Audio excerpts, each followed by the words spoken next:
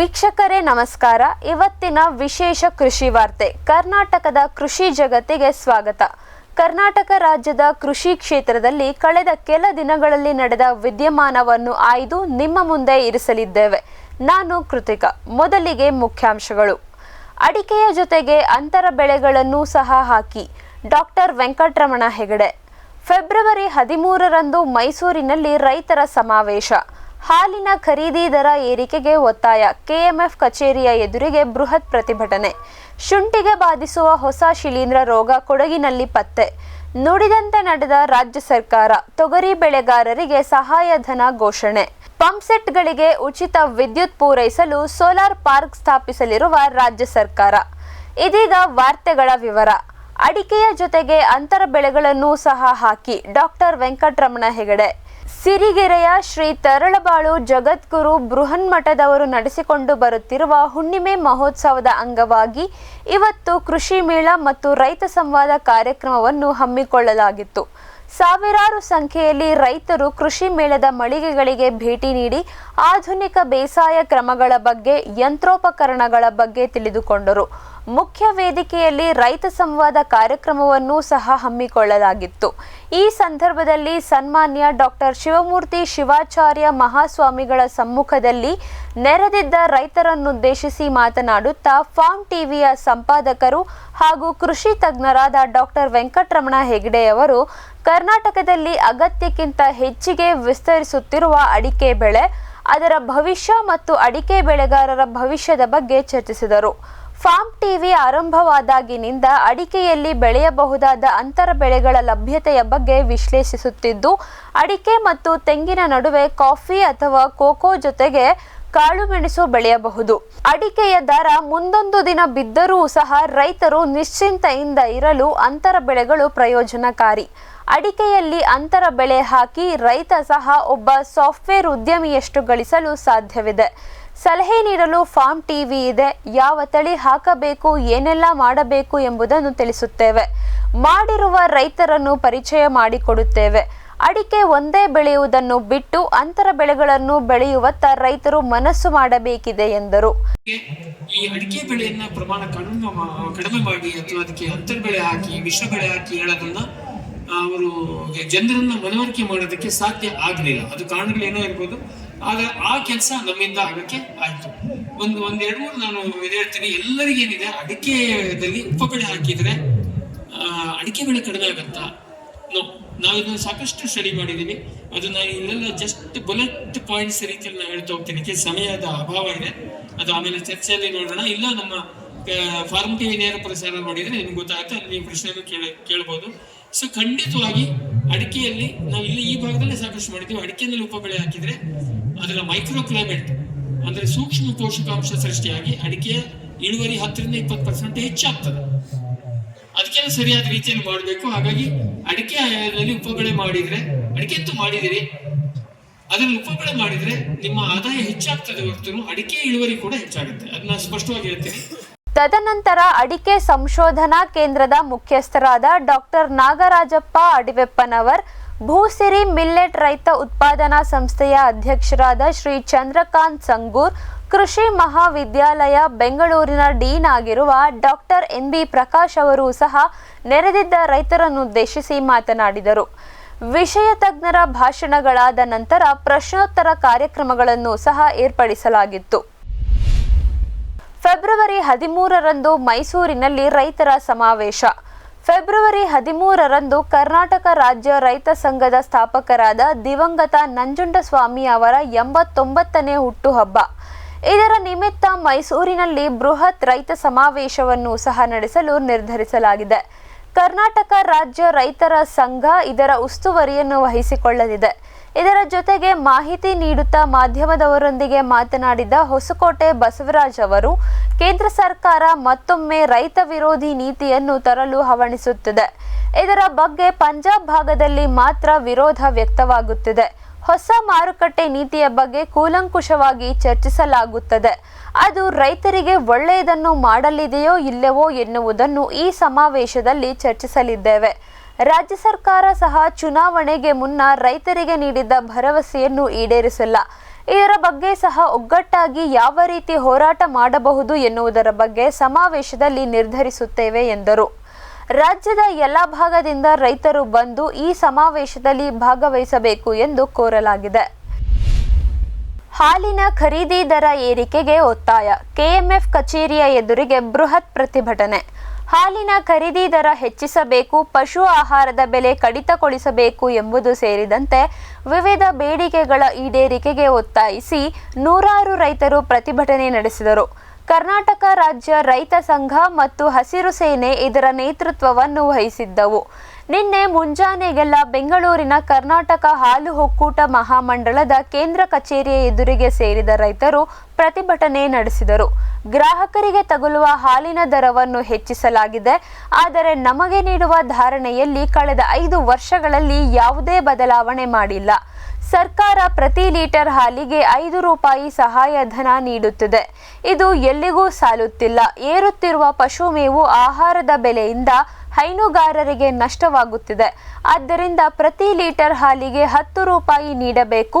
ಮೇವಿಗಾಗಿ ನಾವು ಬೆಳೆದ ಮೆಕ್ಕೆಜೋಳವನ್ನು ಕನಿಷ್ಠ ಬೆಂಬಲ ಬೆಲೆ ನೀಡಿ ತೆಗೆದುಕೊಳ್ಳಬೇಕು ಎಂದು ರೈತರು ಆಗ್ರಹಿಸಿದರು. ಇದೀಗ ಒಂದು ವಾಣಿಜ್ಯ ವಿರಾಮ. ಬ್ಯಾರಿಕ್ಸ್ ಹಂಟರ್ ಫೆರ್ಮೋನ್ ಟ್ರಾಪ್ಸ್ನೊಂದಿಗೆ ರೇನೋಸಾರಸ್ ದುಂಬಿ ಮತ್ತು ಕೆಂಪು ಮೂತಿ ಹುಳುಗಳಿಂದ ತೆಂಗು, ತಾಳೆ, ಅಡಿಕೆ ಮರಗಳ ಸಂರಕ್ಷಣೆ. ತರಕಾರಿ ಮತ್ತು ಹಣ್ಣಿನ ಬೆಳೆಗಳಲ್ಲಿ ಹಣ್ಣಿನ ನೊಣಗಳ ನಿಯಂತ್ರಣಕ್ಕೆ ಬ್ಯಾರಿಕ್ಸ್ ಕ್ಯಾಚ್ ಫ್ರೂಟ್ ಫ್ಲೈ ಹಾಗೂ ವೆಜಿಟೇಬಲ್ ಫ್ಲೈ ಟ್ರ್ಯಾಪ್. ರಸ ಹೀರುವ ಕೀಟಗಳನ್ನು ಹಿಡಿಯಲು ಬಣ್ಣದ ಕ್ರೋಮ್ಯಾಟಿಕ್ ಸ್ಟಿಕ್ಕಿ ಟ್ರ್ಯಾಪ್ಸ್. ಪೇಟೆಂಟ್ ಹೊಂದಿದ ತಂತ್ರಜ್ಞಾನ, ದೀರ್ಘಕಾಲದವರೆಗೂ ಬಾಳಿಕೆ. ಕೀಟನಾಶಕಗಳಿಗೆ ಪರ್ಯಾಯ, ಪರಿಸರಕ್ಕೆ ಪೂರಕ. ಸುಸ್ಥಿರ ಸಾವಯವ ಕೃಷಿಗಾಗಿ ಬ್ಯಾರಿಕ್ಸ್. ಗಿಳಿ, ನವಿಲು, ಕಾಗೆ, ಮೈನಾ ಮುಂತಾದ ಹಕ್ಕಿಗಳ ಉಪಟಳ ಹಣ್ಣು, ಕಾಡು, ಧಾನ್ಯದ ಬೆಳೆಗಳಲ್ಲಿ ಮಿತಿ ಮೀರಿದೆ. ತಮಟೆ, ಪಟಾಕಿ, ಕೂಗು, ರಿಬ್ಬನ್ ಇದೀಗ ಕೆಲಸ ಮಾಡುತ್ತಿಲ್ಲ. ಹಕ್ಕಿ ಬೆದರಿಸಿ ಓಡಿಸಲು ಬಂದಿರುವ ವೈಜ್ಞಾನಿಕ ಉಪಾಯ ಗ್ರಸ್ ಇಕೋ ಸೈನ್ಸಸ್ನವರ ಜೈವಿಕ ಧ್ವನಿ ತಂತ್ರಜ್ಞಾನ.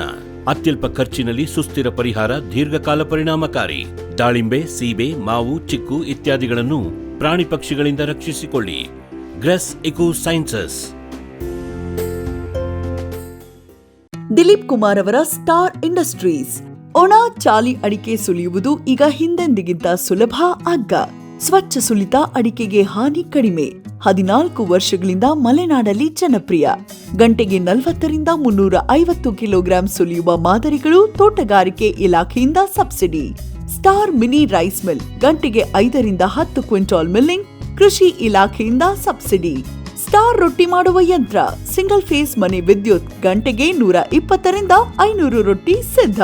Star Associated Industries, Belagavi. ನಿಮ್ಮ ಕನಸಿನ ಮನೆ ಕಟ್ಟುವಾಗ ಪ್ರಕೃತಿಯ ಮೇಲಾಗುವ ಪ್ರಭಾವ ಗೊತ್ತೇ? ಸಾಮಾನ್ಯವಾಗಿ ಕಿಚನ್ ಮತ್ತು ವಾರ್ಡ್ರೋಬ್ ತಯಾರಿಸಲು ಅನೇಕ ಮರಗಳ ಬಳಕೆಯಾಗುತ್ತದೆ. ಆದರೆ ನಮ್ಮ ಮಾಡ್ಯುಲಾರ್ ಕಿಚನ್ ವಾರ್ಡ್ರೋಬ್ ಮರದ ತುಣುಕು ಹಾಗೂ ರೆಂಬೆಗಳಿಂದ ತಯಾರಿಸಿದ ಬೋರ್ಡ್ನಿಂದ ಮಾಡಲಾಗಿವೆ. ನಾವು ಪರಿಸರ ನಾಶಕ, ಆರೋಗ್ಯಕ್ಕೆ ಹಾನಿಕಾರಕ ಕಚ್ಚಾ ವಸ್ತುಗಳನ್ನು ಬಳಸುವುದಿಲ್ಲ. ನಮ್ಮ ಕಿಚನ್, ವಾರ್ಡ್ರೋಬ್ ಇತ್ಯಾದಿ ನಿಮ್ಮ ಕೈಗೆಟುಕುವ ಬೆಲೆಯಲ್ಲಿ ಲೆಕ್ಕುಕು ಚಿನಾದಲ್ಲಿ ಮಾತ್ರ ಲಭ್ಯ. ಹೆಚ್ಚಿನ ಮಾಹಿತಿಗಾಗಿ ಸಂಪರ್ಕಿಸಿ. ಮಂಗ, ಹಂದಿ, ಕಾಡೆಮ್ಮೆ, ಜಿಂಕೆ, ಆನೆ ಮುಂತಾದ ವನ್ಯ ಪ್ರಾಣಿಗಳ ಕಾಟದಿಂದ ಬೇಸತ್ತಿದ್ದೀರಾ? ಚಿಂತಿಸಬೇಡಿ. ಗ್ರಸ್ ಇಕೋ ಸೈನ್ಸಸ್ ನವರ ಜೈವಿಕ ಧ್ವನಿ ತಂತ್ರಜ್ಞಾನ ನಿಮ್ಮ ನೆರವಿಗಿದೆ. ಕಾಫಿ, ಕೋಕೋ, ತೆಂಗು, ಅಡಿಕೆ, ದಾಳಿಂಬೆ, ಬಾಳೆ, ಹೂ, ಹಣ್ಣು, ತರಕಾರಿ, ಭತ್ತ, ಕಬ್ಬು ಬೆಳೆ ಸಂರಕ್ಷಿಸಿ. ಅಂತಾರಾಷ್ಟ್ರೀಯ ತಂತ್ರಜ್ಞಾನ, ಕೈಗೆಟುಕುವ ಬೆಲೆ. ಏರ್ಪೋರ್ಟ್ ಅಳವಡಿಸಿದ ತಂತ್ರಜ್ಞಾನ ಈಗ ನಿಮ್ಮ ತೋಟ ರಕ್ಷಣೆಗೆ. Grass eco sciences. Dilip Kumar ರವರ ಸ್ಟಾರ್ ಇಂಡಸ್ಟ್ರೀಸ್ನ ತೆಂಗಿನಕಾಯಿ ಸುಲಿಯುವ ಯಂತ್ರ. ಯಾವುದೇ ಗಾತ್ರದ ಹಸಿ ಅಥವಾ ಒಣಗಿದ ಕಾಯಿ ಸುಲಿಯಬಲ್ಲದು. ಸ್ವಚ್ಛ ಸುಲಿತ. ಕಾಯಿಗೆ ಹಾನಿ ಗರಿಷ್ಠ 2% ಮಾತ್ರ. ಜುಟ್ಟು ಉಳಿಸುತ್ತದೆ. 2 ಅಥವಾ 3 HP ಸಿಂಗಲ್ ಫೇಸ್ ವಿದ್ಯುತ್. ಗಂಟೆಗೆ 200 ರಿಂದ 600 ಕಾಯಿ ಸುಲಿತ. ತೋಟಗಾರಿಕೆ ಇಲಾಖೆಯಿಂದ ಸಬ್ಸಿಡಿ. ಸ್ಟಾರ್ ಎಣ್ಣೆ ತೆಗೆಯುವ ಯಂತ್ರ. ಎಕ್ಸ್ಪೆಲ್ಲರ್ ಮತ್ತು ಕೋಲ್ಡ್ ಪ್ರೆಸ್ ರೋಟರಿ ಕಟ್ಟಿಗೆ ಗಾಣ ಮಾದರಿಗಳು. ಸ್ಟಾರ್ ಒಣಮೆಣಸು, ಸಾಂಬಾರ್ ಪುಡಿ ಮಾಡುವ ಯಂತ್ರ. ವಿವಿಧ ಗಾತ್ರ ಮತ್ತು ಶ್ರೇಣಿಗಳಲ್ಲಿ. Star Associated Industries, Belagavi.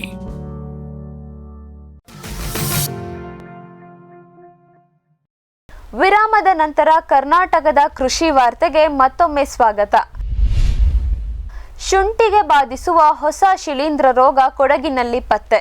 ಕೊಡಗಿನ ಕೆಲವು ಭಾಗಗಳಲ್ಲಿ ಶುಂಠಿ ಬೆಳೆಯನ್ನು ಹೊಸದಾಗಿ ಶಿಲೀಂಧ್ರದ ರೋಗವನ್ನು ತೀವ್ರವಾಗಿ ಕಾಡತೊಡಗಿದೆ.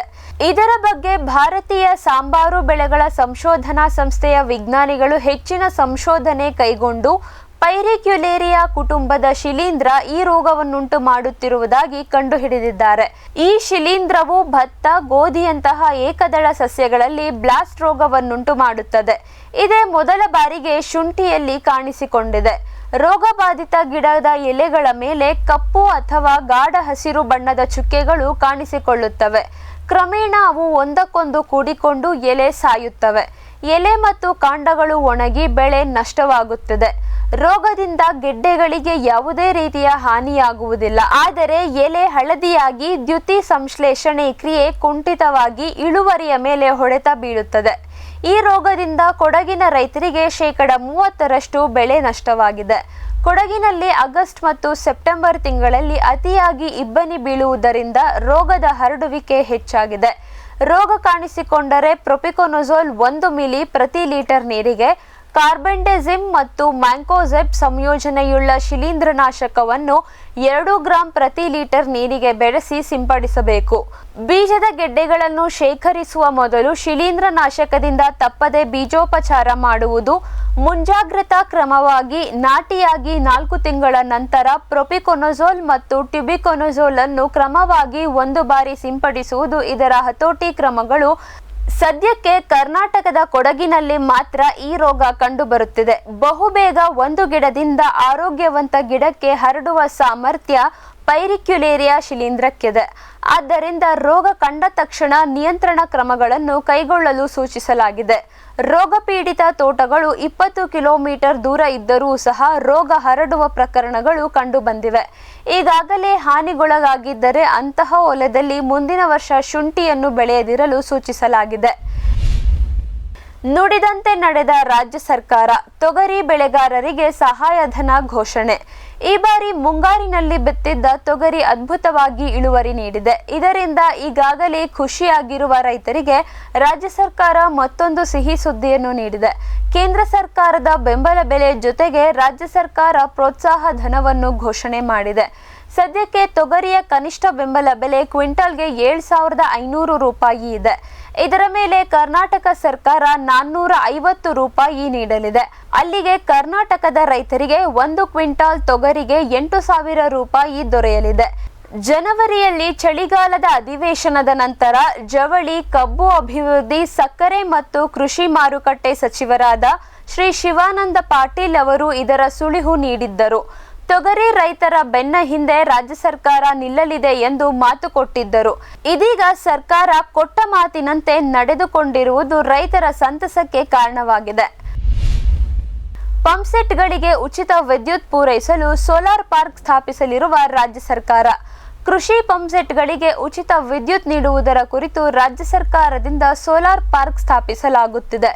ಕುಸುಮ್ ಯೋಜನೆಯಡಿ ಬಯಲು ಸೀಮೆಯಾದ ಚಿತ್ರದುರ್ಗ ಜಿಲ್ಲೆಯಲ್ಲಿ 9 ಕಡೆಗಳಲ್ಲಿ ಸೋಲಾರ್ ಪಾರ್ಕ್ ನಿರ್ಮಾಣ ಮಾಡಿ ಸುಮಾರು 60 ಮೆಗಾವ್ಯಾಟ್ ವಿದ್ಯುತ್ ಉತ್ಪಾದಿಸಲು ಸರ್ಕಾರ ನಿರ್ಧರಿಸಿದೆ. ಈಗಾಗಲೇ ಹೊಸದುರ್ಗ ತಾಲೂಕು ನಿರಗುಂದ ಗ್ರಾಮದ ಬಳಿ ಕುಸುಮ್ ಸಿ ಯೋಜನೆಯಡಿ ಸೋಲಾರ್ ಪಾರ್ಕ್ ಸ್ಥಾಪನೆಗೊಂಡಿದೆ. ಇದರಿಂದ ಸುಮಾರು 2,000ಕ್ಕೂ ಹೆಚ್ಚಿನ ರೈತರ ಕೃಷಿ ಪಂಪ್ಸೆಟ್ಗಳಿಗೆ ನಿತ್ಯ ಹಗಲು ಹೊತ್ತಿನಲ್ಲಿ ಅಂದಾಜು 7 ಗಂಟೆಗಳ ಕಾಲ ಗುಣಮಟ್ಟದ ಉಚಿತ ವಿದ್ಯುತ್ ದೊರೆಯುತ್ತಿದೆ. ಜಿಲ್ಲೆಯ ಹೊಸದುರ್ಗ ತಾಲೂಕಿನ ಕಂಚೀಪುರ ಗ್ರಾಮದಲ್ಲಿ 5.4 ಮೆಗಾವ್ಯಾಟ್ ವಿದ್ಯುತ್ ಉತ್ಪಾದನಾ ಸಾಮರ್ಥ್ಯದ ಮತ್ತೊಂದು ಸೌರ ವಿದ್ಯುತ್ ಘಟಕದ ಸ್ಥಾಪನೆಗೆ ತಯಾರಿ ನಡೆದಿದೆ. ಇದಕ್ಕಾಗಿ 27 ಎಕರೆ ಸರ್ಕಾರಿ ಭೂಮಿ ಗುರುತಿಸಿ ಏಜೆನ್ಸಿ ಅವರಿಗೆ ನೀಡಲಾಗಿದ್ದು, ಕೆಲವೇ ತಿಂಗಳಿನಲ್ಲಿ ಇಲ್ಲಿ ವಿದ್ಯುತ್ ಉತ್ಪಾದನೆ ಪ್ರಾರಂಭವಾಗಲಿದೆ. ಹೀಗೆ ಚಿತ್ರದುರ್ಗದಲ್ಲಿ ಹಲವಾರು ಕಡೆ ಸೋಲಾರ್ ಪಾರ್ಕ್ ಅನ್ನು ಸ್ಥಾಪಿಸಿ ಅವುಗಳಿಂದ ವಿದ್ಯುತ್ ಉತ್ಪಾದನೆ ಮಾಡಿ ಅಲ್ಲಿಯೇ ಪೂರೈಕೆ ಮಾಡುವ ಯೋಜನೆ ಸರ್ಕಾರದ್ದು. ಇದಕ್ಕೆ ಖಾಸಗಿಯವರು ಬಂಡವಾಳ ಹೂಡಿಕೆ ಮಾಡುತ್ತಾರೆ. ಲಭ್ಯವಿರುವೆಡೆ ಸರ್ಕಾರಿ ಭೂಮಿ ನೀಡಲಾಗುತ್ತದೆ. ಅಲ್ಲದೆ ಸೋಲಾರ್ ಘಟಕಗಳಲ್ಲಿ ಉತ್ಪಾದಿಸುವ ವಿದ್ಯುತ್ ಅನ್ನು ಸರ್ಕಾರವೇ ಗರಿಷ್ಠ 3.17 ರೂಪಾಯಿಯಂತೆ ಖರೀದಿ ಮಾಡುತ್ತದೆ. ನಮ್ಮ ರಾಜ್ಯದಲ್ಲಿ ಕಳೆದ 2-3 ದಿನಗಳಲ್ಲಿ ಕೃಷಿ ಕ್ಷೇತ್ರದಲ್ಲಿ ನಡೆದ ವಿದ್ಯಮಾನಗಳು ಇಂತಿದ್ದವು. ಇಲ್ಲಿಗೆ ನಮ್ಮ ಕೃಷಿ ವಾರ್ತೆಯನ್ನು ಮುಗಿಸುತ್ತೇವೆ. ನಿರಂತರ ಕೃಷಿ ಕುರಿತಾದ ಕಾರ್ಯಕ್ರಮಕ್ಕಾಗಿ ವೀಕ್ಷಿಸಿ ಫಾರ್ಮ್ ಟಿವಿ. ನಮಸ್ಕಾರ.